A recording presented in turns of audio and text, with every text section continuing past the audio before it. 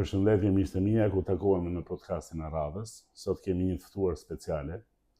Ajo është avokate në profesion, gjithashtu edhe një nën dhe një grua, por edhe një zë shumë i fortë në aktivitetet për drejtat e njerëzit. Ajo quhet Dorina Aluku Lamaj. Mirë se ka ardhur dhe faleminderit që pranuat ftesën.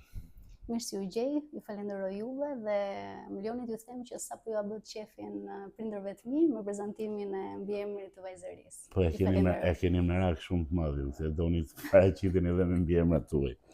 Mirë, le ta fillojmë kështu. Pse familja konsiderohet si themeli i shoqërisë dhe është kjo edhe në aspektin juridik? Me thënë të drejtën, me të drejtë konsiderohet si themeli i shoqërisë, sepse familja është baza ku lindin individët, rriten, formohen, është baza jo vetëm në aspektin shoqëror, por edhe në aspektin juridik ka një vlerë të jashtëzakonshme, pasi Kushtetuta e Republikës së Shqipërisë, Kodi i familjes janë gjithmonë mbrojtje të familjes. Me të drejtë është quajtur themeli i shoqërisë, sepse familja është baza ku ne si individ lindim dhe formohemi në familje.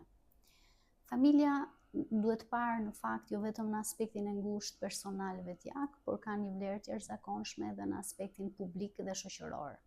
Dhe për këto vlera të jashtëzakonshme që ka familja, ajo gëzon mbrojtje të veçantë nga shteti, nga Kushtetuta e Republikës së Shqipërisë, gjithashtu edhe nga Kodi i familjes. Pse kemi sot kaq shumë konflikte familjare? Dhe a ka ndonjë ligj parandalues për këto konflikte?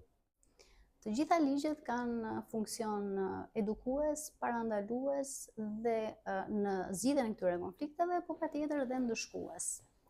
Fakti që familja shqiptare dhe jo vetëm, por që ka konflikte, nuk do të thënë që duhet bëjmë me faj ligjin.